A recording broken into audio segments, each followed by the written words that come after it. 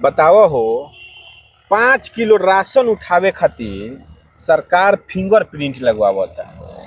किसान जाता यूरिया लेवे खातिर तो ओकरो खातिर फिंगरप्रिंट।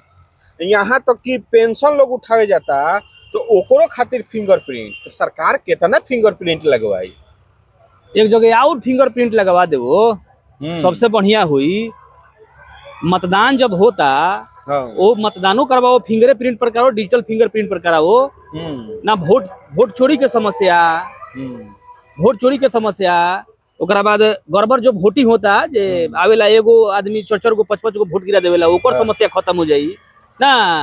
आ बढ़िया से वोट गिरे लगी, ऐसा का सरकार करवा दे तो एक नंबर हो जाई। लेकिन नानू करवाई, उ तो खाली करवाई उहे कौन चीज 5 किलो उठावे के बाद फिंगरप्रिंट लगावो, दूसर कोई ना उठावे, भूखे मर जाइ ह। लेकिन फिर तहार दूसर कोई ना उठाई। यहाँ आवो हमरा के जितवावो, फिर उहे काम हम करवाएम। यह समस्या बा, का करबो।